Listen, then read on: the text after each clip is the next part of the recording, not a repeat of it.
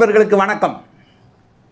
இப்போ அரசியல் வானில் பரபரப்பாக இருக்கிற விஷயம் ஒன்று எடப்பாடி பழனிசாமி, இன்னொன்று மோடி. எடப்பாடி பழனிசாமி 10-15 நாளைக்கு முன்னாடியே பிரச்சாரத்தை ஆரம்பிச்சிட்டாரு. கோயம்புத்தூர் மாவட்டத்திலிருந்து பிரச்சாரத்தை ஆரம்பித்து தொடர்ந்து போயிட்டே இருக்கார். இன்னொரு பக்கம் கங்கை கொண்ட சோழபுரத்துக்கு அரசு முறை பயணமாக வந்து ஒரு பெரிய இந்த மண்ணுக்கான மாண்பையெல்லாம் கொளுத்தி போட்டு போயிருக்காரு நமது பாரத பிரதமர் மோடி. இப்போ இவங்க ரெண்டு பேருமே தமிழ்நாட்டு தேர்தலில் பிரச்சாரத்தை ஆரம்பிச்சிட்டாங்கன்னு தான் சொல்லணும். அந்தளவுக்கு இது கொஞ்சம் ஒரு விஸ்வரூபம் எடுத்த விஷயமா இருக்குது. மோடி போகிற இடங்கள்லையெல்லாம் அதிமுக கூட்டணி எந்த அளவுக்கு ஸ்ட்ராங்காக இருக்குங்கிறத அப்பப்போ ஏதாவது ஒரு சூட்சமாக சொல்லிகிட்டு இருக்காரு. நேற்று பார்த்தா ஓபிஎஸ் வந்து வர்றதுக்கு ரொம்ப பவ்யமாக அனுமதி கேட்டிருக்காரு. அனுமதி மறுக்கப்பட்டு எடப்பாடிக்கு மட்டும் அனுமதிச்சிருக்காங்க. எடப்பாடி ஏன் அனுமதிச்சாங்கன்னா இவங்களுடைய தேர்தல் கூட்டணியில் அது ஒன்று. அதாவது எடப்பாடி பழனிசாமி பாஜக கூட்டணி இருக்கும்போது, அதாவது அதிமுக எடப்பாடி பழனிசாமியும் பாஜக மோடியும் கூட்டணியாக இருக்கும்போது எந்த இடத்துலையும் ஓபிஎஸ்க்கோ சசிகலாவுக்கோ டிடிவிக்கோ இடம் கொடுக்கக்கூடாது, அவங்கள கூப்பிடவே கூடாது அப்படிங்கிற ஒரு ஒப்பந்தம் இருக்கிறதா இப்போ நேற்று தான் அந்த தகவல் வெளியே வந்திருக்கு. இப்படியான ஒரு சூழலில் இன்னொரு பக்கம் பார்த்தா அமித்ஷா நாங்கள் கூட்டணியை மந்திரிச்சால் தான் என்டிஏ கூட்டணியை தான் அதிமுக இதில் ஆட்சி அமைக்கும் அப்படிங்கிறத சொன்னாலும் எடப்பாடி பிடிவாதமாக எல்லா இடத்துலையும் போகும்போது நான் தான் முதலமைச்சர், அதிமுக தனிப்பெரும்பான்மையுடன் ஆட்சி அமைக்கும், கூட்டணி அரசாங்கங்கிறதெல்லாம் பொய் வேசம் அப்படிங்கிறத ஆணித்தரமாக சொல்லிட்டு வந்துருக்கார். இந்த அடிப்படையில் பார்த்தா இப்போவே அந்த கூட்டணிக்குள்ளே ஏகப்பட்ட குழப்பங்கள், இவங்களே குப்பாச்சு குழப்பாச்சுன்னு கொளுத்தி போட்டு கடைசி நேரத்தில் பிரிஞ்சிருவாங்களோ அப்படிங்கிற ஒரு கேள்வி வந்துட்டு இருக்கு. எங்கே விஜய் கூட எடப்பாடி பழனிசாமி கூட்டணி கூட திட்டமிடுறாரோ, இல்லை மற்ற கட்சிகளை கூட்டணி போட்டுட்டு பாஜக கல்ட்டியோட திட்டமிடுறாரோ அப்படின்னு தோன்றதாகவும், இன்னொன்று அமித்ஷா வந்து எப்படியாவது அதிமுக இறுக்கி பிடிச்சி நம்மக்கிட்ட வச்சுக்கணும் அப்படின்னு துடிக்கிற மாதிரியுமான ஒரு போக்கு இந்த ரெண்டு பேர்த்தோட பிரச்சாரத்தில் தெரியுது. அதை பற்றி தான் நம்ம தோழர் பத்திரிகையாளரும் மூத்த எழுத்தாளருமான கணேஷ் அவர்களோட நம்ம இதை கலந்துரையாட போகிறோம். வணக்கம் கணேஷ் சார். வணக்கம். வணக்கம். சொல்லுங்க, இப்போ எப்படி பிரச்சாரம் சொன்னதில் ஒரு 2 விஷயத்தை நான் வந்து உங்களுக்கு சொல்லணும்னு நினைக்கிறேன். ஏன்னா எடப்பாடி பிரச்சாரத்தை துவங்கும் போதும் கிட்டத்தட்ட அவருடைய பிரச்சாரத்தில் ஒரு 40-45 கிலோமீட்டர் அந்த பிரச்சாரத்தை நான் நேரில் பார்த்தேன். சரி, அதில் நான் பார்த்த விஷயம் ஒரு முக்கியமாக அது எந்த அளவுக்கு எல்லாரு கண்ணிலையும் பட்டுச்சுன்னு தெரியல. மேட்டுப்பாளையத்திலிருந்து நீங்கள் கிட்டத்தட்ட கவுண்டம்பாளையம் வர்ற வரையில் கொடிக்கம்பங்கள் எப்படி இருந்தது அப்படின்னு சொன்னால், கொடிகள் கட்டப்பட்டிருந்தது எப்படி இருந்தது அப்படின்னு சொன்னால் 4 அதிமுக கொடிகள், ஒரு பாஜக கொடி, 4-1 இப்படியே வருது. அங்கிருந்த மேட்டுப்பாளையத்திலிருந்து கவுண்டம்பாளையம் வரைக்கும் 4 கொடி அதிமுக கொடி இருக்கும், 1 பாஜக கொடி, மறுபடியும் 4 அதிமுக கொடி, மறுபடியும். இந்த நுட்பத்தை நான் கவனிக்கல. ஆமாம், அப்போ நான் 5க்கு ஒரு சீட்டு அவங்களுக்கு, 4 சீட்டு இவங்களுக்கு. ஏன்னா நான் கிட்டத்தட்ட ஒரு 6 கிலோமீட்டர் நடந்து பார்த்தேன். சரிங்க. அன்னைக்கு அவர் வர்ற அன்னைக்கு நாங்கள் டிராஃபிக்கில் மாட்டிக்கிட்டோம், அதெல்லாம் பார்த்தோம். அது அப்போ நான் ஒரு பாஜகர்கிட்ட ரொம்ப ஜாலியாக கேட்கும்போது, என்னங்க அந்த கொடி அப்படின்னா, ஆமாங்க 5ல் 4 அவங்களுக்கு 1 எங்களுக்கு அப்படின்னாரு அவர். இது வந்து கோயம்புத்தூரில் மட்டுமா இல்லை 234 தொகுதியிலையும் அவர் ஒரு கணக்கு சொன்னார். 5:1, 4:1 இப்படி ஒரு கணக்கு அப்படின்னு சொல்லி சொன்னார். இப்போ இந்த கொடிகளை வைக்கும்போது ஏற்பாட்டாளர்கள் இதெல்லாம் தெரியாமல் வைக்க மாட்டாங்க. அதிமுக தான் நடத்துதுன்னா இவ்வளவு நுட்பமா கொடியில கூடவா கவனி, நடுவில் வந்து ஒரு பாஜக கொடியை எப்படி தொடர்ந்து வச்சுட்டே இருக்காங்க அப்படிங்கிறத கவனிக்காமலாம் அவங்க இருக்க மாட்டாங்க. கண்டிப்பாக. அப்போ இது வந்து ஒன்றும் உயர் மட்டத்திலேயோ அல்லது கீழ் மட்டத்திலேயோ பேசப்பட்ட விஷயமாக தான் அது இருக்கும். நீங்கள் இதை அது கோயம்புத்தூர் எடுத்துக்கலாம், இல்லை 214 தொகுதிக்கு எடுத்துக்கலாம். அப்படி தான் அவங்களும் நம்மகிட்ட சொன்னது. சரி சரி. ஆமாம். ஆனால் அவர் சொல்லும்போது பகல் ஒரு அதிமுக காரனார் சிரிச்சுக்கிட்டே இருந்தார் அவர். அதனால் இந்த ஒரு விஷயத்தை உங்களுக்கு சொல்லணும்னு நினச்சேன் நான். ஒன்று. 2வது விஷயம் நீங்கள் இப்போ சொன்னீங்க, அதாவது ஓபிஎஸ்ஸோ சசிகலாவோ டிடிவியோ வரக்கூடாது மேடைக்கு. அது நேற்றா தெரிஞ்சிருக்குதுங்க இல்லையா? இல்லை, முதலே இருக்குது. நீங்கள் அவர் வந்து ஒரு 37 சட்டமன்ற தொகுதிகளை கவர் பண்ணிட்டார். கவர் பண்ணி இது வரைக்கும் 37 சட்டமன்ற தொகுதிகளாக போயிட்டார். அவர் கவர் பண்ணி முடிச்சிட்டாரு. ரிவ்யூ பண்ணிட்டுருக்காங்க, எப்படி நடந்துச்சு என்ன நடந்துச்சுட்டு எல்லாம் முடிஞ்சு அடுத்த கட்டத்துக்கு போகலாமான்னு யோசிச்சுட்டு இருக்கும்போது நீங்கள் சொல்கிறீங்க மோடி வந்துட்டார், இந்த தகவல் தெரிஞ்சிச்சுன்னு சொல்கிறீங்க இல்லையா? ஆமாம். இப்போ இதில் நான் என்ன பார்க்குறேன்னா, நீங்கள் பாமக என்ன பண்ண போகுது தெரியல. சண்டை நடந்துட்டுருக்கு. ஆனால் நாடாளுமன்ற தேர்தலில் ஒன்றா நின்ன தேமுதிக, இங்கே தேமுதிகங்கிறத வந்து விஜயகாந்த் இருந்தபோது எப்படிப்பட்ட கட்சி அப்படின்னு பார்க்காம சொல்கிறேன் நான். பக்கம் மகனுக்கும் சண்டை நடந்துட்டு இருக்கு, அதெல்லாம் ஒரு பக்கம். சரி, இதில் நீங்கள் நாடாளுமன்ற தேர்தலில் அணியில் இருந்த தேமுதிக, நீங்கள் தேமுதிகவை ரொம்ப சாதாரணமாக நம்ம இடம் போட முடியாது. ஏன்னா அநேகமாக இல்லை, போன பார்லிமெண்ட் தேர்தலில் அதிகமான ஓட்டு பெற்ற அதிமுக கூட்டணி கட்சியில் அது முக்கியமானது. இல்லை, மிக குறைவான வாக்கு வித்தியாசத்தில் தோற்றவர் அது அதிக ஓட்டுகள் வாங்கினது. ஏன்னா வெறும் 5000 ஓட்டுல கண்டிப்பாக விஜயகாந்துடைய பையன் வெறும் 5000 ஓட்டுல தான் அங்கே தோக்குறாரு அவரு. அப்போ அப்படி ஒரு கட்சி. அது மட்டும் இல்லை, அடுத்து மாநிலங்களவை தேர்தல் வருது. அந்த தேர்தலில் தேமுதிகவுக்கு நீங்கள் வந்து உறுதிமொழி கொடுத்தீங்கன்னு சொல்லியிருந்தீங்கல்ல அப்படின்னு சொன்ன போது அடுத்த முறை கொடுக்குறோம்னு சொல்லணும். அப்போ அடுத்த முறை கொடுக்குறோம்னா அது வரைக்கும் கூட்டணி நீடிக்கிறது தானே அர்த்தம். கண்டிப்பா. ஆனால் அவருடைய எந்த பேட்டியிலையும் அவர் வந்து கூட்டணி அப்படின்னு கேட்டால் எங்களுக்கும் பாஜக கூட்டணி இருக்கு, பாஜக கூட்டணியில மற்ற கட்சியெல்லாம் இருக்கு அப்படின்னா இப்போ 2 கூட்டணி இருக்கு அவங்களுக்குள்ளே. ஆனால் அந்த 2 கூட்டணியிலையுமே தேமுதிக இல்லைங்கிறது தான் ஆச்சரியமான ஒரு விஷயம். எப்படி அண்ணா தேமுதிக இல்லைன்னு சொல்ல வர்றீங்க? இல்லையா, எங்கேயுமே அந்த பேரே வரமாட்டேங்குது. இல்லை, பாஜகவை தவிர எடப்பாடி பழனிசாமி அதையும் சொல்கிறது இல்லை, இவர் அதிமுக தவிர அமித்ஷா சொல்கிறது இல்லை.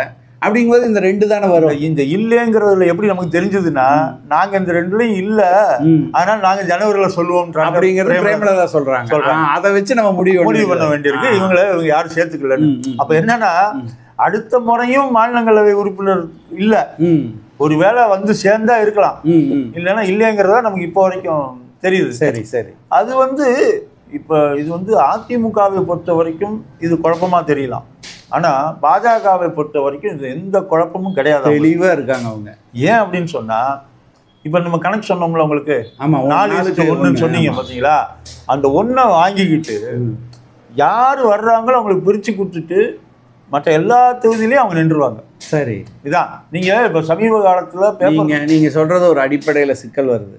4-1 அப்படின்னா கிட்டத்தட்ட ஒரு 170 சீட் அதிமுக போட்டி போடுறதாகவும், மீதி ஒரு 20, அதில் ஒரு 34, 54 சீட்டு தான் மற்ற கட்சிகளுக்கு இருக்கிற மாதிரியும் தோணுது. அப்போ அமித்ஷாவுடைய கூட்டணி அரசுங்கிறது அடிபட்டு போயிடுது இல்லையா? அதில் நீங்கள் என்னென்னா, அதனால தான் நான் அந்த தேமுதிகவை சந்தேகத்தோடு கேட்குறேன். சரி, தேமுதிக வந்து தனியாக எங்களோட கிடையாதுன்னு பாஜக சொல்லுச்சு அப்படின்னு சொன்னால் நீங்கள் தேமுதிகவுக்கு தனியாக சீட்டு கொடுக்கணும். நீங்கள் ஆமாம், அந்த ஒரு தேமுதிகவுக்கு பெரிய அதிகமான இடமேறம் கொடுக்கணும். ஒரு 30 சீட்டாவது கொடுக்கணும்னா நீங்கள் அப்போ அது அந்த 54 வராது. நீங்கள் தேமுதிக கூட்டணி வந்து அதிமுக கூட தான் கூட்டணி போடணும். அதுதான் போட்டா ஒரு இன்னொன்று இருக்குல்ல, இன்னொன்று பாமகவே ஒரு வேளை இப்போ ராமதாஸுடைய கை ஓங்கி நான் பாஜகவோடலாம் பேச மாட்டேன், நான் வந்து நேரடியாக அதிமுகவோட பேசுவேன்னு சொன்னா அதுவும் பாஜக கூட்டணி கிடையாது. கரெக்ட். இப்போ வந்து இவங்க 2 அணியாக இருக்கிறாங்க அப்படிங்கிறது எப்படி தெரியுதுன்னா, பாமகவில் அன்புமணி வந்து பிஜேபி கூட தான் பேசுவேணும், ராமதாஸ் வந்து இங்கே அதிமுக கூட தான் பேசுவேன்னு இருக்கிறதுல இருந்து இந்த கூட்டணிக்குள்ளேயும் 2 கூட்டணி இருக்கு, பல கூட்டணி இருக்கு. இப்போ ஒருவேளை ஒரு வாதத்துக்காக வச்சுக்குவோம், இவங்க ஜெயிச்சா கூட்டணி ஆட்சி தாங்கிறதுல உங்களுக்கு நம்பிக்கை வந்திருக்கும்னு நினைக்கிறேன். அதான் இவங்களுக்கு இல்லை, அவங்களுக்கு 20 சீட்டு, அவங்களுக்கு 20 சீட்டு, அவங்களுக்கு 54 சீட்டு, ஆட்டோமேட்டிக்காக கூட்டணி ஆட்சி தான். ஆமாம், நீங்கள் நிற்க போகிறதே 130 தான். நீங்கள் நிற்க போகிறதே 130னா அந்த இல்லை, நான் 2011 ஜெயலலிதா ஜெயிச்ச அளவுக்குலாம் ஜெயிக்கிறதுக்கான வாய்ப்பு. நான் இந்த கூட்டணி ஆட்சியை இன்னொரு பக்கம் நான் பார்க்குறேன், அந்த கால்குலேஷன் உங்களுக்கு சரியாக வருதான்னு பாருங்கள். எம்ஜிஆர் 1977 ஜெயிச்சு வந்த காலத்தில் 48 தொகுதிகளை எதிர்கட்சியாக திமுக ஜெயிச்சுது. அதுக்கு அடுத்த தேர்தலில் பார்த்தீங்கன்னா 80 அந்த கலைக்கப்பட்டு நடத்தின தேர்தலில் 37 சீட்டு நம்ம ஜெயிச்சதுன்னு ஞாபகம். அதாவது குறைஞ்சிருச்சு, 48லேருந்து கீழே குறைஞ்சிருச்சு திமுக. அந்த காலகட்டத்திலேருந்து நீங்கள் பார்த்தீங்கன்னா கடைசியாக தேமுதிக வந்து எதிர்கட்சி தலைவராக விஜயகாந்த் இருந்த காலம் வரைக்கும் பார்த்தீங்கன்னா ரொம்ப குறைஞ்சு வந்து எதிர்கட்சிங்கிறது வந்து ஒரு 30-40 சீட்டுக்குள்ளே அடங்குறதா இருந்தது. ஒரு கட்டத்தில் தான் ஜெயலலிதாவுடைய அதிமுக எதிர்கட்சியாக உட்காரும்போது 2006 அதிகமான சீட்டு 66 சீட்டோ 65 சீட்டோ வந்து எதிர்கட்சி அந்தஸ்து பெற்று ஒரு பெரிய தொகையோட பெரிய உறுப்பினர் எண்ணிக்கையோடு நின்றுச்சு. அதுக்கப்புறம் பார்த்தீங்கன்னா ஸ்டாலின், அதாவது கலைஞர் 2016 தேர்தலில் பார்த்தா திமுக ஜெயிச்சிரும் அப்படிங்கிற நிலைமையில கூட கூட்டணியோடு சேர்ந்து பார்த்தா 100 சீட்டுகளை தாண்டி அது நின்றுச்சு. 99 சீட்டு திமுக இருந்தது.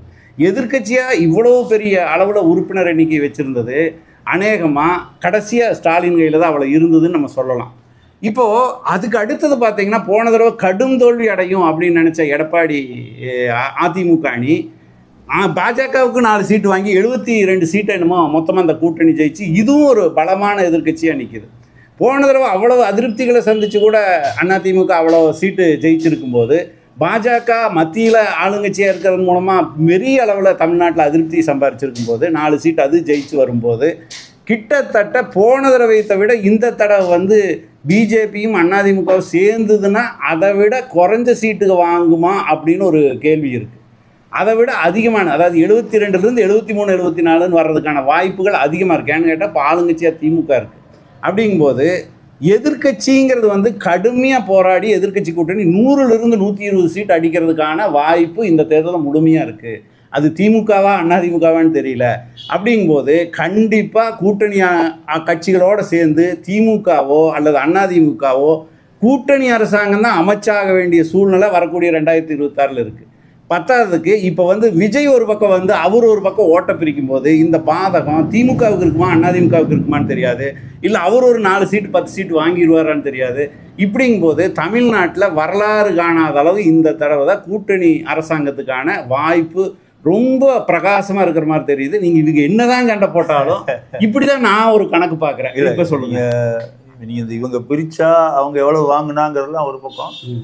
போன முறை பிரித்த வாக்குகள் எல்லாம் இந்த முறையும் பிரியும். போன முறை வந்து அமமுக பிரிச்சது, மக்கள் நீதி மையம் பிரிச்சது, இவர் சீமான் பிரிச்சார். கூட்டணி அரசு அப்படிங்கிற ஒரு விஷயத்தில் இப்போ வந்து நம்மளுக்கு தகவல் வந்து என்னென்னா, இப்போ லேட்டஸ்ட் தகவல் பாஜக கூட்டணியிலிருந்து ஓபிஎஸ் விலகல்ங்கிற ஒரு செய்தி வருது. இப்போ பண்ருட்டி பேசிகிட்டு இருக்காரு. இது அடுத்தது ஓபிஎஸ் எங்கே போவாருன்னு தெரியல. இது உறுதிப்பட இப்படியே இருப்பாங்களா இல்லையா அப்படிங்கிறதெல்லாம் அப்புறம் பார்ப்போம். இப்போ ஒரு மாற்றது நேற்றைக்கே வந்து அவர்கிட்ட கேட்கும்போது என்ன சொன்னார்னா 31ஆம் தேதி சொல்கிறேன்னு சொன்னார். இன்னைக்கு அவர் சொல்லிட்டார் அவர் விலகல் அப்படின்னு சொல்லி. நீங்கள் இதில் ஓபிஎஸ்ங்கிறவருக்கு ஒரு இமேஜ் என்னன்னா, முன்னாள் முதலமைச்சர் ஜெயலலிதா காலத்திலேயே பக்குவமாக இருந்த ஒரு முதலமைச்சர், ஜெயலலிதாவால் அடையாளம் காணப்பட்ட ஒரு ஆள், இதெல்லாம் இருக்கு. ஆனால் அவருக்கு பின்னாடி எவ்வளவு மக்கள் செல்வாக்கு, மக்கள் ஆதரவுங்கிறது ஒரு கேள்விக்குறியாகவே நமக்கு வந்து இருக்குது. ஏன்னா அவர் ஏற்கனவே ராமநாதபுரத்தில் மக்களவைத் தேர்தலில் போட்டியிட்ட போது கூட என்ன சொன்னாங்க, அவர் 2வது இடத்துக்கு வந்தார். அந்த 2வது இடத்துக்கு வந்தார் அப்படின்னு சொன்னால் அங்கே அதிமுகவில் இருந்த அன்வர் ராஜா இஸ்லாமிய மக்களுடைய வாக்குகளை அவருக்காக வாங்கி கொடுத்தாரு அப்படின்னு சொல்லி சொல்கிறாங்க. அது ஒரு காரணமாக அவருடைய செல்வாக்குங்கிற இன்னொரு அதாவது மாநிலம் முழுக்க டிடிவி தினகரன் வச்சிருந்த அமமுகவுக்கு இருக்கின்ற செல்வாக்கு இவருக்கு இருக்குமாங்கிற வரைக்கும் அந்த கேள்விக்குறி அப்படியே நமக்கு வந்து இருக்கும் நமக்கு. ஏன்னா இன்னைக்கு இந்த கேள்வியை வந்து என்ன ஜூனியர் விகடனில் கழுகாறு பகுதிகளில் எழுப்பியிருக்காங்க. தாவேகா கூட ஓபிஎஸ் சேருவாரா அப்படின்னோடனே அவங்க என்ன சொல்கிறாங்கன்னா, நீ பொறி கொண்டு வா, நான் உமி கொண்டு வரேன், ஊதி சாப்பிடலான்னு சொல்கிறதால பொறி தாவேகா, உமி ஓபிஎஸ்ங்கிற மாதிரி அவங்க சொல்றாங்க. ஏறத்தாழ அவங்க 2 பேரும் கூட்டணி அமைக்கிறதுக்கான உத்தியா கூட இது இருக்கலாம். இன்னொன்று ஓபிஎஸ்க்கு போவதற்கான இடம் எது, அது ஒரு பிரச்சனை. திமுக கண்டிப்பா இல்ல. அதாவது இவர் பிஜேபி இப்ப வெளியே வந்தாச்சு. அதிமுக கூட்டணிக்கு போக முடியாது, அதிமுகக்குள்ள போகவே முடியாது, வாசம் கூட முடியாது. அப்ப இருக்கிறதுல ஒரே வாய்ப்பு, 2 வாய்ப்புன்னு சொல்லலாம். ஒன்று தாவேகா, இல்லைன்னா சீமான். சரி, இவங்கெல்லாம் சேர்ந்து பாமகவை கூட சேர்த்து இழுக்கிறதுக்கு ஏதாவது வாய்ப்பு இருக்குமா? இல்லை, அதனால 2 விஷயம் இருக்கு. ஒட்டுமொத்தமான என்ன லாபம், தாவேக்காவுக்கு என்ன லாபம் தாவேக்கா பார்க்கும். கரெக்ட். இப்போ நீங்கள் விஜய் வந்து ஓபிஎஸ்ஸையும் ராமதாஸையும் சீமானையும் எல்லாரையும் சேர்த்துக்கிட்டு ஒரு அணியை ஆரம்பித்து பண்ணால் கூட என்ன நடக்கும்னா, இது விஜய்க்கான செல்வாக்கு கிடையாது, கூட்டணிக்கான செல்வாக்குன்னு தான் வரும். இன்னொன்று, அந்த கூட்டணி ஜெயிக்காது. சீட்டு ஜெயிக்கலாம், ஓட்டு வாங்கலாம், எல்லாம் இருக்கும், ஜெயிக்காது. ஏதோ ஒரு கூட்டணியுடைய வெற்றி தோல்வியை பாதிக்கும். இதுதான் நடக்கும். அப்போ இது விஜயுடைய வெற்றியாகவோ விஜயுடைய செல்வாக்காகவோ அது இருக்காது. அப்போ இந்த நிலைமையில அநேகமாக அவங்க இப்படி ஒரு கூட்டணிக்கு அவங்க ஏற்றுக்க மாட்டாங்க. விஜய் கூட்டணி ஏற்றுக்க மாட்டாங்கன்னு நினைக்கிறேன். இல்லை, அவங்க வந்து என்னை பொறுத்தளவு தனியாக நின்று இந்த தடவை நம்ம பலத்தை காட்டலாம். ஆனால் ஓபிஎஸ் மாதிரி தனி நபர்களை ஏற்றுக்கலாம். அவங்க ஓபிஎஸ் மாதிரி சிலரை ஏற்றுக்கலாம். அப்படி இருக்கலாம். அப்படி ஒரு வாய்ப்பு ஒருவேளை இப்போ தாவேக்காக்குள்ளேயே போய் இவர் மெர்ஜ் ஆயிடுவாரோ? இல்லை, நீங்கள் அது பண்ண மாட்டார். அவர் உரிமை மீட்பு குழுவை வச்சுக்கிட்டே தான் ஓட்டுவார்னு நினைக்கிறேன். இன்னொரு தகவல் ஒன்று இருக்குது. என்ன அப்படின்னு சொன்னால், புதிய கட்சி அவர் ஆரம்பிக்கிறதாகவும் அந்த கட்சிக்கு ஏற்கனவே ஒரு பெயர் பதிவு செய்யப்பட்டு, என்ன எம்ஜிஆர் மக்கள் முன்னேற்ற கழகம்னு ஒரு பெயர் பதிவு செய்யப்பட்டிருக்கு. இவருடைய ஆதரவாளர் தான் பதிவு செஞ்சிருக்காருன்னு சொல்றாங்க. இன்னொரு செய்தி என்னன்னா, இவருடைய இன்னொரு ஆதரவாளரை டெல்லியிலே உட்கார வச்சிருக்காராம். ஊன்னு சொன்னா போய் அவர் போய் பதிவு பண்ணிடுவார். அந்த ப்ராசஸ் ஆரம்பிச்சிடும். அங்கே டெல்லியில் ஒருத்தர் உட்காந்துருக்காரு அப்படின்னு சொல்லி தகவல் வருது. ஒருவேளை இன்றைக்கு இந்த அறிவிப்புக்கு பிறகு அது பற்றிய செய்திகள்லாம் நமக்கு வர ஆரம்பிக்கலாம். இது போன்ற ஓபிஎஸ் போன்ற தனிநபர்களை அவர் ஒரு வேளை ஏற்றுக்கலாம்னு நான் நினைக்கிறேன். அவர் தனியாக ஏற்றுக்காம இவர் ஒரு பண்ருட்டி எப்படி வந்திருக்காரு, பண்ருட்டி வந்து இதுல அவரு ஈஸியா தேமுதிகவோட மிங்கிலானவர் தானே. ஆமா, அதுக்கான எல்லா பாலமும் அமைச்சு கொடுப்பாரு. பாமகவுடைய முதல் எம்எல்ஏ விஜயகாந்துக்கு மூளையா இருந்தவரும் கூட. எல்லாரும் கூட எனக்குமா போயிடுவார். இன்னும் சொல்லப்போனா எம்ஜிஆருக்கே மூளை அவர் தான்பாங்க சொல்லுவாங்க. ஆனா இன்னொரு ஒரு தகவல் கூட ஒண்ணு உண்டு. எம்ஜிஆர் 25 கோடி இவர் வாட்சில வந்து ராமச்சந்திரங்கிற பேர்ல இருந்ததுனால சொல்லுவாங்க. பணம் எல்லாம் அது வேற. ஏன்னா ஆனா இப்ப அவரு இந்த ஓபிஎஸ் கூட இருக்காரு. இப்ப அவர் முதல்ல அந்த அதுக்கான இண்டிகேஷன் எல்லாம் கொடுத்துட்டாரு. சரி, பாஜகவோட இருக்கக்கூடாது ஓபிஎஸ் அப்படின்னு இண்டிகேஷன் எல்லாம் கொடுத்துட்டாரு. அவர் அப்பவே தெரிஞ்சுது இவர் அங்க இருக்க மாட்டாருங்கிறது இல்ல, இவர் அங்க சேர்த்துக்கலங்கிறதா நம்ம. நீங்க தேவைப்பட்ட நேரத்துல ஓபிஎஸ் பயன்படுத்திக்கிட்டாங்க பாஜக. ஆமா, எடப்பாடிக்கு எதிராக. இப்ப எடப்பாடி தேவையா இருக்குது, கழட்டி விட்டாங்க. அவ்வளவுதான். ஏன்னா இன்னொன்னு, அரசியல் ரீதியாக அவருடைய நிலை என்னங்கிறதெல்லாம் இந்த தேர்தலோட ஒன்று அவர் முடிஞ்சு போயிடுவார். இல்லை, எனக்கு என்னவோ இப்போ எடப்பாடி பிரச்சாரத்துக்கு போறாரு. கோயம்புத்தூர் மண்டலம் மட்டும் இல்லை, தென் மாவட்டங்களில் கூட அவருக்கு வந்து வரவேற்பு இருக்கிற மாதிரியான ஒரு பில்டப்பை உருவாக்குறாங்க. அந்த அளவு கூட்டத்தை திரட்டுறாங்க. அந்த வரவேற்பு, அந்த மாயை எல்லாம் அந்த ஜெயலலிதாவுக்கு வந்த மாதிரி, எம்ஜிஆருக்கு வந்த மாதிரியான ஒரு தோற்றப்பொழிவை உருவாக்குறாங்க. ஏறத்தாழ அதே கலாச்சாரத்தில் வளர்ந்த பன்னீர்செல்வம் கூட அதே வேலையை தான் இனி பண்ண போகிறார். அப்போ அதுக்கான கூட்டம் எங்கே வரும்னா, நீங்கள் தாவேக்கா விஜயோடைய கூட அப்படி நிற்கும் போது, தன்னுடைய வெளிச்சம் அவரோட சேர்ந்து படும்போது எடப்பாடி கிடைக்கிறத விட மிகப்பெரிய வரவேற்பை வந்து வெளியே இதில் மீடியாக்களில் கொண்டு வர்றதுக்கான அனைத்து வாய்ப்பு இருக்குது. அதை முழுமையாக பயன்படுத்திட்டு தான் அவர் வெளியே வருவாருன்னு தோணுது நம்மளுக்கு. இதில் இந்த நீங்கள் சரவணம்பட்டி கூட்டத்தில் நான் இருந்தேன். கோவை சரவணம்பட்டியில் நடந்த கூட்டத்தில் நான் பார்க்குறேன். கிட்டத்தட்ட ஒரு 95 விழுக்காடு மக்கள் கொண்டு வரப்பட்டவர்கள்.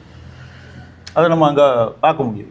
ஆனால் என்ன வித்தியாசமாக பார்த்தோன்னா, கொண்டு வரப்பட்டவங்களில் நம்ம அவங்களோட பேசும்போது அவங்க யாரும் வந்து அதிமுகவுக்கு எதிர் மனநிலையிலையோ இல்லை திமுகவை பற்றி பாசிட்டிவாக பார்க்குற மாதிரியோ அப்படிலாம் யாரும் இல்லை. எதுவும் இல்லை, அவங்க வந்திருக்கேன்.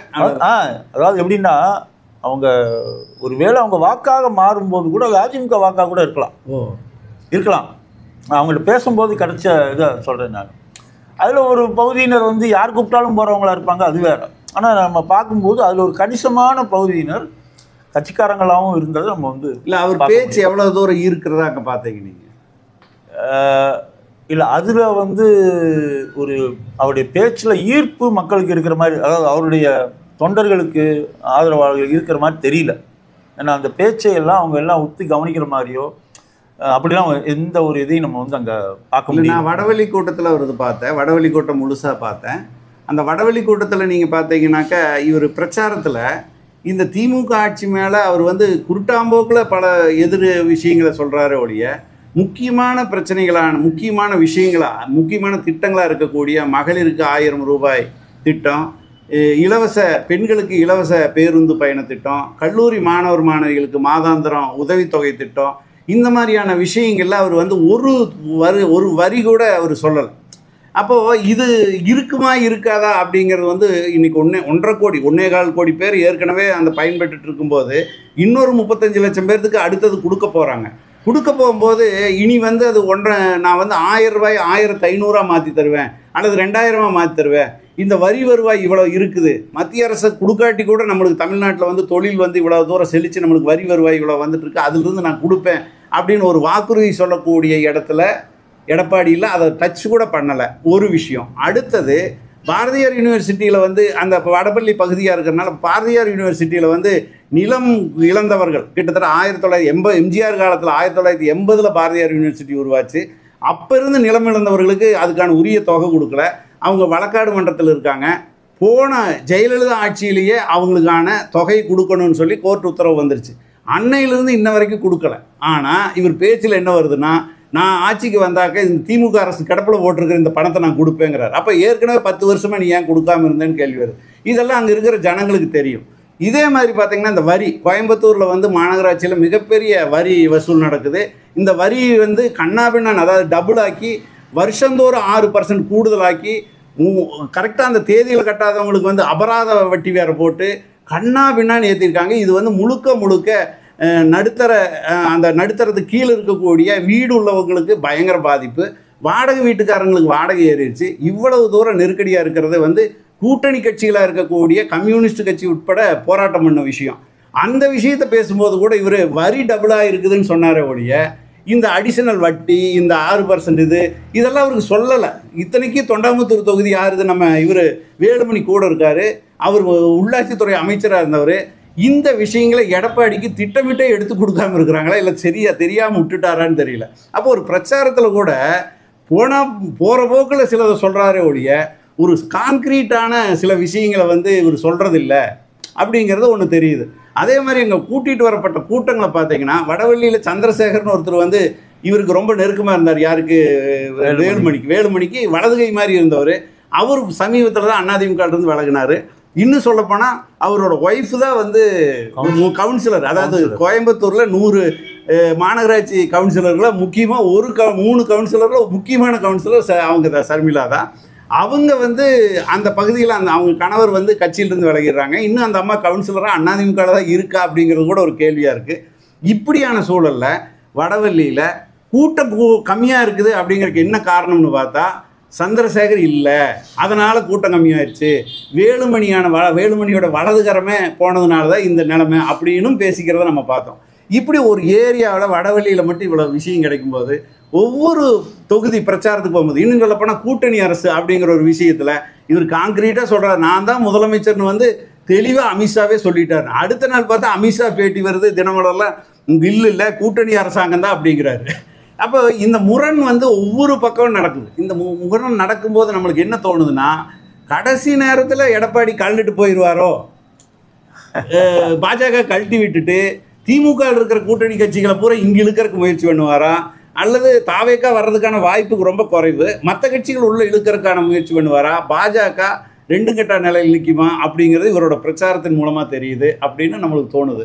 உங்களோட பார்வை எப்படி இருக்கு? பிரச்சாரத்தில் நான் வந்து இந்த ஒரு 2-3 இடங்கள்ல அவர் பேசினதை கேட்டபோது எனக்கு என்ன தோணுச்சுன்னா, அவருக்கு இருக்கக்கூடிய முக்கியமான ஒரு பலவீனமே எனக்கு என்ன அப்படின்னு சொன்னால் பாஜக கூட சேர்ந்து நிற்கிறது தான். ஏன்னா நீங்கள் வந்து ஊழல்னு சொல்லும் போதும் சரி, இப்போ நீங்கள் சொல்ல வரி விதிப்புகளும் சரி, இதெல்லாம் சொல்லும் போதெல்லாம் திமுக முன்னெடுத்துட்டு போகிற பிரச்சனை என்னவா இருக்குது அப்படின்னு சொன்னால், மத்திய அரசு வந்து வர வேண்டிய நிதி பங்கீடு. ₹1 வரி இங்கேருந்து போச்சுன்னா 29 பைசா தான் திரும்பி வருது அப்படிங்கிறது இருக்கு இல்லையா. இப்போ இதை வந்து அவன் பிரச்சாரமாக எடுத்துட்டு போகிறாங்க. அதிமுக கூட போன வருஷம் நடந்த அவங்களுடைய பொதுக்குழு கூட்டத்தில் போட்ட தீர்மானம் என்ன அப்படின்னு சொன்னால், இது போதாது, இப்படி பண்ணக்கூடாது, 50 விழுக்காடாவது குறைந்தது தரணுங்கிற தீர்மானம். சரி. ஆனால் தன்னுடைய கட்சி தீர்மானத்தை பற்றி கூட அவர் பேச முடியாத நிலைமையில இப்போ இது திமுகவுக்கு ஒரு பலமான ஒரு இதாக போகுது. இப்போ நீ உங்கள் கூட்டணியில் தானே இருக்கீங்க, நீங்கள் பேச மாட்டீங்கல்லன்னு சொல்ல முடிய ஒரு இதாக. அது மாதிரி நீட்டு வந்து நீங்கள் எடப்பாடி முதலமைச்சராக இருக்கும்போது தான் அரசு பள்ளி மாணவர்களுக்கான ஒதுக்கீடை கொடுத்தது. அதை பற்றி கூட அவர் மேடையில் பேசுறதில்ல, அதிகமாக பேச முடியலை. காரணம் என்ன? அவங்களுடைய நீட்டு கொள்கை. இப்போ இது ஆமாம் பாஜகவோட அது மாதிரி மொழிக் கொள்கை கரெக்டு. நீங்கள் இப்போ கீழடி கூட இப்போ என்ன சொல்கிறாருன்னா, அவர் நாங்கள் தான் வந்து ஆரம்பித்தோம் பிரச்சனை அது கிடையாது. இப்போ கீழடி ஆய்வை அதை வந்து ஏற்கனவே செஞ்ச அறிக்கையை ஏற்றுக்கொள்ளவில்லை மத்திய அரசு. இன்னைக்கு கூட்டணி இல்லைன்னா எடப்பாடிக்கு இந்த எல்லா பிரச்சனைகளையும் எடுத்து அடிச்சிருக்க முடியும். அப்போ இன்னைக்கு திமுகவுக்கு எது பலமான பிரச்சனைகளாக இருக்கும்? ஏன்னா இனிமேல் திமுகவுடைய நீங்கள் இப்போ திமுக மேலே மக்கள்கிட்ட அதிருப்தி இருக்கா? இன்னும் சொல்ல போனால் அவர் அதிமுக இருந்து பாஜக RSSக்கு மாறிட்டாருங்கிறதுக்கு ஒரு பிரச்சாரம் வடவள்ளியில் நடந்ததே நல்ல உதாரணம். கோயில் பணத்தை எடுத்து கல்விக்கூடம் கட்டுறாங்க, அது எப்படி நியாயமா இருக்கு, கல்விக்கு எப்படி செலவு பண்ணலான்னு அது பயங்கரமான கான்ட்ரவர்சி ஆச்சு. மேடையில பேசும்போது மக்களை திருப்திப்படுத்துவதை விட பாஜகவை திருப்திப்படுத்தணும், அதுதான் அவருடைய பலவீனமாக நம்ம வந்து பார்க்கிறோம். நீங்க அதிமுக இந்த பிரச்சனைகள்லாம் பேசியிருக்க முடியும். நீங்க ஏன் கேட்கலங்கிறதா இங்க வராது. 29 பைசா தான் வருது, எங்களுக்கு 50 பைசாவது குறைஞ்சது கொடுக்கணும்னு தீர்மானம் போட்டுருக்காங்க. அதை கூட ஏன் மேடையில் பேச மாட்டேன்? ஆமா இல்லையா? அது காரணம் என்னன்னா, யார்கிட்ட கேட்கணும் தான், நீங்க உங்க கூட்டணியிலான இருக்காங்க, 50 பைசா கொடுக்க சொல்ல வேண்டியதான பதில் வருங்கிறதா இப்போ ஒரு மிகப்பெரிய ஒரு சிக்கல்ல அவர் மாட்டிட்டு இருக்காரு. இப்போ ஒரு மேடையில் பேச முடியலன்னா கூட 35 மேடைகளுக்கு இதுவரை 35 தொகுதிகளில் 37 தொகுதிகளில் பிரச்சாரம் பண்ணிட்டாரு. ஏதோ ஒரு பக்கம் ஒன்று பேசலாமே, எங்கேயுமே பேசல. அப்போ இவர் எல்லாமே தெரிஞ்சவராக தான் இருக்காரு, ஆனால் எந்த இடத்துலையும் பேசுறது இல்லை அப்படிங்கிறது திட்டமிட்டே பேசுறது. இன்னொரு பிரச்சனையும் இருக்கு அவருக்கு. என்ன அப்படின்னு சொன்னா, இது அதிமுகவுடைய முதல் கட்ட பிரச்சாரம். ஆனால் எல்லா மேடைகள்லையும் பாஜக காரங்க இருக்காங்க. நீங்கள் அவர்களை மேடையில் வச்சுக்கிட்டு நீங்கள் இந்த பிரச்சனையிலே பேச முடியாது. நம்ம கூட ஆரம்பம், நீங்கள் கூட்டணி பற்றி கூட சொன்னீங்க, கூட்டணி ஆட்சிகள் ஆரம்பத்தில் நம்ம கூட என்ன நினச்சோம்னா, எடப்பாடி சொன்னது உண்மைன்னு நினச்சோம். நம்ம கூட கிண்டலாக பேசணும். நம்ம இந்த சினிமா டயலாக் வரும், தங்கப்பதக்கம் அப்படிதான் அவரும் சொன்னார். ஆனால் அப்படி இல்லை, தெளிவாக சொல்கிறாங்க, கூட்டணி ஆட்சி அதில் பாஜக இடம் வரும்னு அமித்ஷா சொல்கிறார்.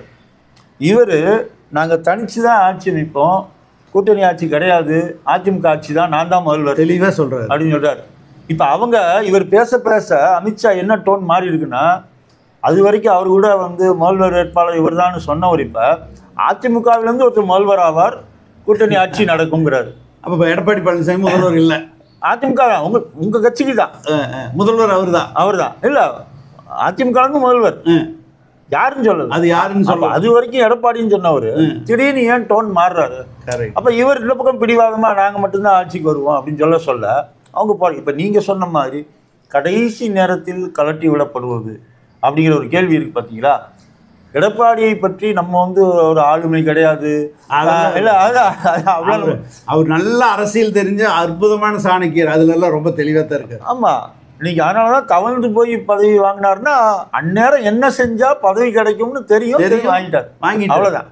அதனால வந்து அவர் நம்ம குறைச்சு மதிப்பிடக்கூடாது. சொல்ல போனா மன்னார்குடி குடும்பத்தை உள்ளுக்குள்ளேயே விடாம அதை நகர்த்தி அவங்க காலையே விழுந்து காலி பண்ணிட்டார். இதெல்லாம் பெரிய சக்தியில் இன்னைக்கு அவருடைய வெற்றிகள்ல ஒன்னா நான் என்ன பாக்குறேன்னா, இன்னைக்கு வந்திருக்க ஓபிஎஸ் உடைய முடிவு, அதிமுகவை மீட்டு விடுவோம் அப்படின்னு சொன்ன ஓபிஎஸ் பிரதமரை பார்க்க விடலைங்கிறது இல்லை, கூட்டணியிலேருந்தே வெளியே போக வச்சிருக்காரு. அவர் விலகலை, கூட்டணியிலேருந்து அவர் வெளியேற்ற மாதிரி தான், அவரே வெளியே போறேன்னு சொல்ற அளவுக்கு வச்சிருக்காங்க. அப்படின்னா இவருடைய வெற்றி தான். ஒருவேளை இவர் விருப்பப்பட்டா அவர் டிடிவியை வெளியே போக வைக்கலாம், சசிகலா வெளியே போக வைக்கலாம், யாரும் வேண்டாம் நான் வேணும் வெளியே போக வச்சு பாஜகவே வெளியே போக வைக்க, நான் வேணும்னா இவங்கெல்லாம் வெளியே போக வை அப்படின்னு கூட அவருடைய இது இருக்கலாம். இல்லை, அது தேர்தல் நெருங்க இங்கே வந்து இனி ஒன்றும் பண்ண முடியாது, இனி 6 மாதம் தான் தேர்தலுக்கு இருக்குது, 3 மாதம் தான் இருக்கும்போது இனி வந்து ஒரு இடி விட்டு ரெய்டு நடத்த முடியாது அப்படிங்கிற சூழலுக்கு வந்தோடனே எடப்பாடியோட டோன் ஹை ஸ்விட்சுக்கு போகிறதாகவும், அமித்ஷா மோடி வகைராவுடைய டோன் கீழே போகிற மாதிரியும் தெரியுது உங்களுக்கு. இப்போ பத்திரிகைகளில் பல செய்திகள் வருது, அவர் வந்து தன்னுடைய சம்பந்தியை காப்பாற்றுறதுக்கு, தன்னுடைய மகனை காப்பாற்றுறதுக்கு போய் சேர்ந்தாரெலாம் சொல்கிறாங்க இல்லையா? இதெல்லாம் உண்மையினே வச்சுக்கோமே. ஆனா அவரோட சக்திக்கு உட்பட்டு அவர் விளையாடுற அரசியல் விளையாட்டு இருக்கு இல்லையா, அது அவர் சக்திக்கு உட்பட்டு பண்றாரு அவரு. இதுல வந்து நீங்க இன்னொன்னு, இவ்வளவு பெரிய கட்சியை எந்த ஆளுமே இல்லாதவர், எந்த ஒரு கிடையாது, பெரிய பேச்சாளர் அந்தஸ்து இல்லாத பெரிய பேச்சாளர் கிடையாது, ஆனா அவர் காப்பாற்றி வச்சுட்டாரு. அவர் ஒரு பெரிய பகுதியினரை, இன்னும் சொல்லப்போனா ஒருவேளை இப்போ ஓபிஎஸ் வெளியே போய் யார்கிட்டயா போனா ஓபிஎஸ் கூட இருக்கிறவங்கள பாதி பேர் வந்துருவாங்க இங்கே, அப்படிதான் நடக்கும். இதில் இப்போ போனாருன்னா எல்லாரும் வந்துருவாங்க. அதான் சொல்கிறேன் நான். நீங்கள் இது வரைக்கும் இருந்தது என்னென்னா, சேர்ந்துருவோம், ஓபிஎஸ் கூடயே உள்ளே போனோம்னா நமக்கு 2 சீட் கிடைக்கலான்னு கூட நினச்சி உள்ளே இருந்துருக்கும். அவங்க எல்லாம் இப்போ வந்து இங்கே திரும்பிடுவாங்க. நிச்சயமாக அவங்களுக்கு எந்த எதிர்காலமும் கிடையாது, இருக்கிறதுக்கு வாய்ப்பு இல்லை. அதனால் வந்து இந்த பாஜக சொல்லக்கூடிய கூட்டணி ஆட்சிங்கிறதுடைய முடிவு மக்கள் கையில் தான் இருக்குது. அது பாஜக சொல்கிறதா இருக்கலாம், இல்லை நான் வந்து அதிகாரத்தை பகிர்ந்து தரேன்னு சொல்கிற விஜய் சொல்வதாக இருக்கலாம், எல்லாமே இருக்கலாம். ஆனால் கடந்த கால அனுபவம் என்ன அப்படின்னு சொன்னால், திமுக கூட்டணி வெற்றி பெற்று திமுகவுக்கு பெரும்பான்மை கிடைக்கலன்னா கூட திமுக தனித்து தான் ஆட்சி அமைக்கும் அப்படின்னு நம்ம கடந்த கால அனுபவம் நமக்கு. 2006 அவங்க அப்படித்தான் நம்ம அனுபவம் நமக்கு. அதனால திமுக கூட்டணி ஏன்னா அறுதி பெரும்பான்மை பெறலைன்னா கூட தனித்து தான் இன்றைக்கு இல்லை. இன்னொன்று என்னன்னா, இன்றைக்கும் அன்றைக்கு காங்கிரஸ் தலைமை யார் இருந்தாங்கன்னு சோனியா காந்தி இருந்தாங்க, இன்னைக்கு அவங்க தான் இருக்காங்க. அதனால அந்த ஏற்பாடு செட்டப்ல ஒரு பங்கம் வர்ற மாதிரி தெரியல இருக்காது. ஆனால் இப்போ எடப்பாடி பிரச்சாரம், இப்போ மோடி பிரச்சாரம், இதெல்லாம் தமிழ்நாட்டில் ஒரு கலக்கும் போது திமுகவுடைய ஸ்டாண்டு இயல்பாக அவங்க பிரச்சாரம் பண்ணாமையே ஒரு வேளை ஜெயிச்சதுக்கான வாய்ப்பு இருக்கிற மாதிரி தோணுதா என்ன? எப்படி? இல்லை அப்படி இல்லை. இன்னொன்று இது ரொம்ப இவங்க ரொம்ப சீக்கிரமாக ஆரம்பிச்சிட்டாங்க, முன்கூட்டியே ஆரம்பிச்சிட்டாங்க. ஆனால் எனக்கு ஒரு பயம் இருக்குது, ஒருவேளை தேர்தலையும் முன்கூட்டியே வச்சுருவாங்களோ தெரியல. இல்லை அது எம்ஜிஆருக்கு பின்னாடி யாருமே முன்கூட்டி தேர்தலை கொடு அப்படின்னு கேட்ட மாதிரி இல்லை, கேட்கவும் இல்லை, வைக்கிறதுக்கான வாய்ப்புகளும் குறைவுன்னா கூட ஏன் திடீர்னு ஆரம்பிச்சு இப்போ மோடி திடீர்னு 2வது இடம் உடனே வரப்போறாரு, இன்னும் 10 மாதம் இருக்கே, இந்த கேள்வியெல்லாம் கூட நமக்கு வந்து இந்த கேள்விகளும் நமக்கு இருக்கு. நமக்கு இன்னொரு பக்கம் என்னன்னா, அது உண்மையாக இருந்தால் திமுக உறுப்பினர் சேர்க்கை 2 கோடியை தொற்றுக்குன்னு சொல்றாங்க. அது எல்லா கேட்லயும் ஸ்டிக்கர் ஒட்டி வச்சுட்டு போயிட்டாங்க பாக்குறோம். என்ன இல்ல சொல்றேன், உள்ளூர் இருக்கிற திமுக தலைவர்கள் கூடிய அதாவது கேலியா சொல்லுவாங்க, அதாவது கட்சிகளுடைய உறுப்பினர் எண்ணிக்கையை சேர்த்தா தமிழ்நாட்டு மக்கள் தொகை 25 கோடியை தாண்டும். எல்லாருமே 2 கோடி, யாருமே கம்மியா சொல்லவே மாட்டாங்க. அப்படிதான். ஆமா. நீங்க இப்ப அந்த ஆனா ஒரு விஷயம் அதுல நடந்தது உண்மை. வீடு வீடாக மக்களை போய் பார்த்தாங்க, மக்களை போய் பார்த்து மக்கள்கிட்ட சண்டையும் நடந்துச்சு. ஏன்னா ஒரு நீங்க அவங்களுக்கு என்ன பண்ணாம இருக்கிறோம், என்ன பண்ணணும், ஒரு உரையாடல் அது வந்து நடந்துச்சு. இது ரொம்ப முக்கியமானது. இப்ப இவர் வந்து மேடை போட்டு பஸ்ல ஊரா போய் மக்களை திரட்டி பார்த்தது ஒரு பக்கம், திமுக இன்னொரு வீடு வீடா போய் அவங்கள பார்த்தத அது ஒரு முக்கியமான ஒரு அது தேர்தல் பிரச்சாரம் தான். இன்னொன்னு என்னன்னா, அங்க கிடைச்ச தகவல்கள்ல மேல போகும், இனிமே அடுத்து அவங்க பிரச்சாரம் இறங்கும்போது அதை பேசுவாங்க, அதை சார்ந்து மக்கள். இது எப்பயும் நடக்கக்கூடிய ஒரு விஷயம். அதை திமுக அது ஒரு சாதுரியம் பண்றாங்க. இன்னொன்று, இன்னும் காலம் இருக்கு, தேர்தல் பிரச்சாரத்தை தொடங்குவதற்கு இன்னும் காலம் இருக்கு. அதனால அதை பதறாம துவங்குவாங்க. இன்னொன்று என்னன்னா, நீங்க ஆரம்பத்தில் ரொம்ப ஜோரா போயிட்டு டயர்டாயிடக்கூடாது. எடப்பாடி என்ன ஆவார்னு நம்ம போக போக தான் நம்ம வந்து பார்க்கணும் நம்ம. ஏன்னா இங்கேயே பார்த்தீங்க அப்படின்னு சொன்னால் அந்த அவருடைய பேச்சுக்கு எழுதி கொடுத்த செய்திகள்லாம் இருக்கு, ஸ்கிரிப்ட்லாம் வந்து நிறைய குளறுபடிகள் இருந்து அவர் மேடையிலேயே அந்த வேனில் நிற்கிறாரு பார்த்துக்கிட்டே இது இல்லைப்பா அப்படின்னு சொல்கிறதெல்லாம் வீடியோக்கள் வருது. அப்போ நீங்கள் இந்த சீக்கிரமாக ஒரு அவசர கோலத்தில் போகிறீங்க அப்படின்னு சொன்னால் இதெல்லாம் நடக்கும்.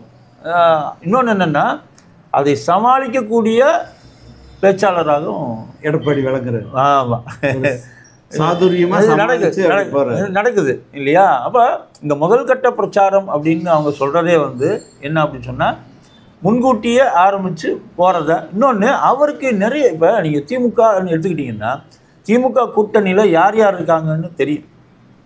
இப்போ என்ன செய்ய வேண்டியிருக்கு திமுக கூட்டணின்னா, அந்த கூட்டணி கட்சியோட பேச்சுவார்த்தை நடத்தணும், தொகுதி பங்கீடு நடத்தணும், பிரச்சாரத்தை நடத்தணும். ஆனால் எடப்பாடி முன்னாடி இருக்கக்கூடிய சவால் அது கிடையாது. நீங்கள் எடப்பாடிகிட்ட போய் கூட்டணி பற்றி கேட்கும்போது என்ன சொல்கிறாருன்னா, நாங்களும் பாஜகவும் கூட்டணியாக இருக்கோம், பாஜக கூட்டணியில் சில கட்சிகள்லாம் இருக்குது அப்படின்னு சொல்கிறாரு. அப்போ எதுன்னு சொல்ல முடியாத அளவுக்கு அவருடைய நிலைமை நெருக்கடியில் உட்கார்ந்துருக்கு. அதை செட்டில் பண்ணணும்.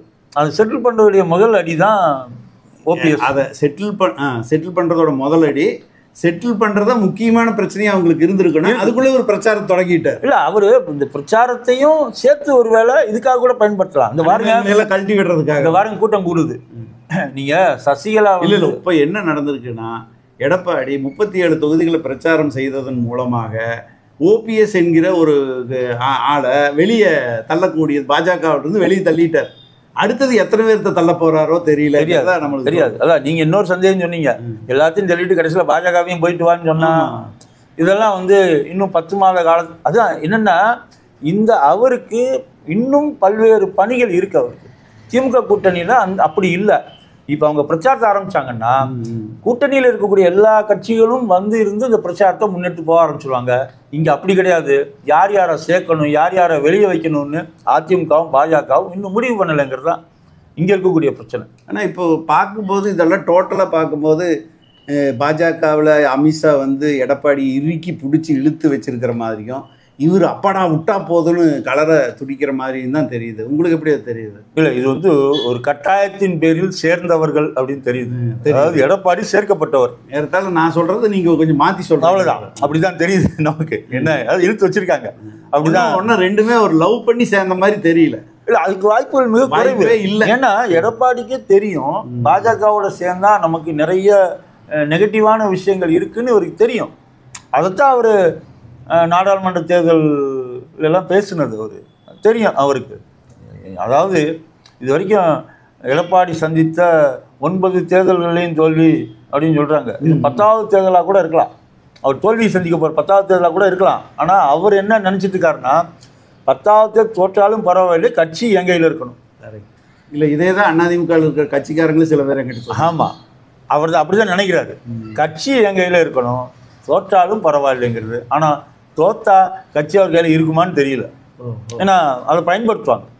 பாஜகவுடைய நோக்கம் பல வகையாக இருக்கலாம். அதில் ஒன்று என்னவா இருக்கலாம்னா திமுக ஜெயிக்கட்டுன்னு கூட யோசிக்கலாம் அவங்க. திமுக ஜெயிச்சா அதிமுக பலவீனமாகும். அப்போ இந்த அதிமுக பலவீனத்தை பயன்படுத்தினா நாம அந்த இடத்துல முன்னாடி வந்துடும். நீங்கள் இப்படி அது முடியுமா முடியாதாங்கிறலாம் வேற. அப்புறம் எல்லா வகையான உத்திகளையும் இழுத்து பாப்பா வந்தா மாட போனது. ஆமா, அதுதான். அதை வந்து அவங்க கண்டிப்பாக நீங்க நிறைய உத்தி நடந்துட்டே இருக்கு. திடீர்னுலாம் ஒன்றும் கிடையாது. நீங்க ஆளுநரே கருத்து பிரச்சாரத்தை பண்ணிக்கிட்டே இருக்காரு. அண்ணாமலை இருக்கும்போது அதாவது பார்த்தீங்கன்னா ஒரு கிண்டலாக ஒரு விஷயம் சொல்கிறாங்க. இந்த டிஎன்பிஎஸ்சி படிக்கிறவங்களெல்லாம் பாஜகக்காரங்க பேசுறதெல்லாம் தொடர்ச்சியாக ஃபாலோ பண்ணுங்கள், அப்படியே நம்பிடாதீங்க, நம்புனா ஃபெயிலு, பாஸ் பண்ணோம்னா நீங்கள் அவங்க பேசுனதை உண்மை என்னன்னு பாருங்கள் அப்படிங்கிறாங்க. நீங்கள் இந்த பாராளுமன்றத்தில் கூட 1960 சிந்து நதிநீர் ஒப்பந்தத்தை சர்தார் வல்லபாய் பட்டேல் எதிர்த்தாருன்னு அமித்ஷா பேசிட்டார். சர்தார் வல்லபாய் பட்டேல் இறந்து போனது 1950. கொடுமை. இப்போ நீங்கள் யோசிச்சு பாருங்களேன், இந்த பரீட்சைக்கு படிக்கிறவங்க இவரை நம்புனா மார்க் போச்சு. ஆமாம், இது இப்படியெல்லாம் கூட அவங்க பேச்சுக்கள் எல்லாம் பார்த்தீங்க அப்படின்னு சொன்னால் எல்லையை மீறிய பொய்கள். இந்த பொய்ன்னு வந்துட்டா அந்த பொழுது ஆபாசம் அதெல்லாம் தாண்டி ஒரு பெரிய அளவில் இருக்கிறத பார்க்குறோம் நம்ம. ஆனால் என்ன அப்படின்னு சொன்னால் தமிழ்நாட்டில் மற்ற மாநிலங்களும் தமிழ்நாட்டுக்கும் பாஜகவும் ஒரு வித்தியாசத்தை வச்சுருக்கு. என்ன அப்படின்னா மற்ற மாநிலங்களில் பிற கட்சிகள்லேருந்து வந்தாங்கன்னா உடனடியாக பதவி கொடுத்துருவாங்க. உடனே நீங்கள் வந்து திரிணாமுல் காங்கிரஸ்லேருந்து வெளியே வந்தவங்களில் 2 பேர் அகில இந்திய துணைத் தலைவர்களாக உடனே நியமிக்கப்பட்டாங்க பாஜக. ஏன்னா மேற்கு வங்கம் தேவை அப்படிங்கிறது. நீங்கள் தமிழ்நாட்டில் நல்ல அடையாளம் தெரிந்த விஜயதாரணி நேற்று அறிவிக்கப்பட்ட பட்டியலில் இல்லை. ஏன்னு தெரியல. அப்போ எப்படி அவங்கள தள்ளி வைக்கிறாங்க? இத்தனைக்கும் அவங்க வந்து எம்எல்ஏ இருக்கும்போது பதவியை விட்டு வேலைக்கு பாஜகவில் வந்தவங்க. அப்போ அவர்களுக்கு அப்போ இங்கே என்ன சமிக்கை கொடுக்கப்படுதுங்கிறதுல ஒரு சிக்கல் இருக்கு. கேடி ராகவன் வந்துட்டார் மறுபடியும் பொறுப்புக்கு. ஆமாம், கேடி ராகவன் வந்துட்டார் பொறுப்புக்கு. ஆனால் விஜயதாரணி வரல. அப்போ என்ன என்ன காட்டுறாங்கங்கிறது இப்போ மற்ற மாநிலங்களுக்கும் இங்கேக்கும் இது ஒரு வித்தியாசம் இருக்கு. ஆனால் இங்கே இருக்கிறவங்களுக்கு தான் 4-5 பேர்த்துக்கு கவர்னர் கொடுத்துட்டாரு. இல்லை, அது அவங்கெல்லாம் வந்து பழந்துன்னு கொட்டை போட்ட கட்சிக்காரங்க. அது ஒரு வகையில் பார்த்தா பாராட்ட வேண்டிய விஷயம். சும்மா திடீர்னு வர்ற ஆளுக்கெல்லாம் கொடுக்கல. அப்படிதான் கட்சிக்குள்ளேயே இருந்து ரொம்ப பாடுபட்டோம். அந்த வகையில் நீங்கள் சீனியர் சிபிஆர் இல்லையா உங்களுக்கு அதெல்லாம் வந்து கட்சியில் அந்த கட்சியை பொறுத்த வரைக்கும் பாராட்ட வேண்டிய ஒரு விஷயம். ஏன்னா நான் உங்கள்கிட்ட சொன்னேன்ல, ஒருத்தர் அங்கேருந்து வர்றாரு, வந்த உடனே தேசிய துணைத் தலைவர்னா எவ்வளோ பெரிய விஷயம். தமிழ்நாட்டில் கூட அது மாதிரி சில விஷயம் நடந்திருக்கு. வந்த 10 மாசத்துல அண்ணாமலை கட்சியுடைய மாநில தலைவர் ஆனார்கள்லாம் வந்து கட்சிக்கு பாசிட்டிவான விஷயங்கள் கிடையாது. நீ எவ்வளவு சீனியர்கள் எல்லாம் மீறி தானே அவரை வந்து நீங்கள் ராஜாவை உங்களுக்கு பிடிக்குமா பிடிக்காதா, அவர் பேச்சு பிடிக்குமா பிடிக்காதாங்களா வேறு. ஆனால் அவர் கட்சியில் நீண்டனால இருக்கிறவர். அவர் இது வரைக்கும் மாநில தலைவர் ஆகலை அவர். ஆனால் வந்த உடனே 10 மாசத்துல இவர் ஆக முடிஞ்சதுன்னா நம்ம வந்து பார்க்குறோம். நம்ம வித்தியாசமாக பார்க்க வேண்டியதா. அதான் இல்லை, அவங்க மற்ற மாநிலத்துக்கும் தமிழ்நாட்டுக்கும் கூட ஒரு வித்தியாசத்தை காட்டுறாங்க. அவங்க நாங்கள் மற்ற மாநிலத்தில் கொடுக்குற மாதிரிலாம் இங்கே கொடுக்கலன்னு. அப்போ அது வந்து பாஜகவுடைய பலவீனமாக கூட. இப்போ விஜயதாரணியை நீங்கள் என்ன பண்ண போறீங்க? அடுத்து மறுபடியும் தேர்தலில் நிறுத்த போறீங்களா? நிறுத்தலாம், இல்லைன்னா அவங்களுக்கு ஒரு கவர்னர் கொடுக்கலாம். இல்லை அதான் இல்லை, கவர்னருங்கிறது அளவுக்கு ஒரு சாதாரணமாக இங்கே நாங்கள் முடிவு பண்ணுறது இல்லை. சாதாரணமாக நீங்கள் மாநில செயலாளர், மாநில துணைத் தலைவர் இந்த பொறுப்புகளே கொடுக்கல அப்படின்னா நீங்கள் எப்படி கவர்னர் ஆக போகிறீங்கிற கேள்வி நமக்கு வந்து இருக்குது. ஆனால் தேவையை ஒட்டி அதெல்லாம் வரலாம். நீங்கள் திடீர்னு விஜயதாரணி தமிழ்நாட்டில் இருக்கக்கூடாதுன்னு முடிவு பண்ணீங்கன்னா நீங்கள் கவர்னராக தான் அனுப்ப முடியும். அதுதான் தமிழ்நாட்டுக்கு தேவை. இல்லை சொல்கிறேன், இல்லை தேவையில்லைன்னு முடிவு பண்ணீங்கன்னா இருக்குது, நீங்கள் வந்து எங்கேயாவது கவர்னராக நீங்கள் அனுப்பிடலாம். நீங்கள் மணிப்பூருக்கு, மேகாலயாவுக்கும் அது நாடு கடத்தின மாதிரி அது நீங்கள் அனுப்பலாம். இந்த இந்த ஏற்பாடுகள் எல்லாம் கட்சி பலமா அதெல்லாம் வந்து இன்னும் வரக்கூடிய காலகட்டம் தான் நமக்கு வந்து ஏன் விஜயதாரணிக்கு கொடுக்கலங்கிறதெல்லாம் பின்னாடி தான் முடிவாகும். இப்போ இந்த இடத்துல தான் எடப்பாடி ஸ்கோர் பண்ணுவாராங்கிற கேள்வி நமக்கு. அண்ணாமலை இருந்தபோது இருந்தால் பாஜக அப்படின்னு சொன்னால் அண்ணாமலை இஷ்டத்துக்கு பேசிகிட்டே இருப்பார், அவ்வளோதான். இப்போ நயினார் நாகேந்திரன் இஷ்டத்துக்கு பேசாமல் இருக்கார்.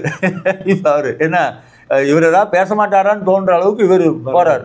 என்ன ஆனால் என்னென்னா பேசாமல் வைக்க நல்லது. ஏன்னா இவங்க எல்லோரும் பேசுனாங்கன்னாலே பொய்யா தான் சொல்ல போகிறாங்கன்னு நம்ம பார்த்துருக்கோம். நமக்கு ஒரு நீ பாஜகவோட கருத்து உங்களுக்கு வேறுபாடு இருக்கலாம், எல்லாமே இருக்கலாம். ஆனால் சிபி ராதாகிருஷ்ணன் மாதிரியான அரசியல்வாதிகள் இது போன்ற என்ன சொல்கிறது பேச்சுக்கள் எல்லாம் அவங்க இறங்கின மாதிரி நான் இது வரைக்கும் கேட்டது கிடையாது. அவங்களெல்லாம் அதை வந்து நான் டீசென்சிங்கிற அந்த வார்த்தையை போட்டு முடிக்க விரும்பலை. நான் சொல்கிறேன், அப்படி இருக்காங்க அவங்க, அவங்களோட இயல்பு அப்படி இருந்தாங்க. ஆனால் இப்போ இந்த இவங்களாம் திடீர் அரசியல் தலைவர்கள் வந்து இப்போ பேசுகிறாங்க. நயினார் நாகேந்திரன் வந்து ஒன்றும் நீண்டகால பாஜக தொண்டராகவோ இல்லை நீண்டகால ஆர்எஸ்எஸ்காரராகவோ இருந்தது கிடையாது. அதிமுகவிலிருந்து தன்னுடைய அரசியல் வாழ்க்கையை பாதுகாத்துக்கிறதுக்காக பாஜக வந்தவர். இப்போ பாஜகவில் அவர் தலைமை பதவிக்கு அமைதியாக இருக்கார். தலைமை பதவிக்கு வந்துட்டாலும் அமைதியாக இருக்கு. ஆமாம், இன்னும் முன்ன விட அமைதியாக இருக்கு. இல்லை, அவருக்கு எப்போ கேட்டாலும் சீட்டு கிடைக்குது பாஜகவில். நீங்கள் போன முறை ராமநாதபுரத்தில் எம்பி தேர்தல் நிற்கிறாரு, அதாவது 2019. 2021 அவர் சட்டமன்ற தேர்தலில் தன்னுடைய தொகுதியிலே கேட்கிறாரு, அவருக்கு கிடைக்குது. இடைத்தேர்தல் கூட கொடுத்துக்கிட்டே இருக்கும். அப்புறம் மறுபடியும் இப்போ எம்பி தேர்தல் வருது, மறுபடியும் நிற்கிறார் அவர். அப்போ அவருக்குடைய கட்சிக்குள்ள அவருக்கு ஒரு பெரிய செல்வாக்கு இருக்கிறது தான் அது காட்டுது அங்கே. இது வந்து இப்போ நயினார் நாகேந்திரனுக்கு கிடைச்ச இந்த வரவேற்பு, அண்ணாமலை கிடைச்ச இந்த வரவேற்பு ஏன் விஜயதாரணிக்கு கிடைக்கல அப்படிங்கிறதெல்லாம் கேள்விக்குறிகள் நமக்கு வந்து இருக்கும். ஒருவேளை 2026 சட்டமன்ற தேர்தல் இதுக்கெல்லாம் விடை நமக்கு கொடுக்கலாம். ரைட், பரவாயில்ல. ரொம்ப நேரம் எடுத்துக்கிட்டோம். 37 தொகுதியில் பிரச்சாரம் பண்ண எடப்பாடிக்கு பின்னாடி இவ்வளோ விஷயங்களை நம்ம அலச முடிஞ்சிருக்கு. இன்னும் 234 தொகுதிக்கு அவர் போகும்போது தமிழ்நாட்டில் அரசியல் வந்து எந்த அளவுக்கு மாறும் அப்படின்னு தெரியல. நம்ம இதை பற்றி அடுத்தடுத்து அவ்வப்போது நம்ம டிஸ்கஸ் பண்ணுவோம். நன்றி, வணக்கம்.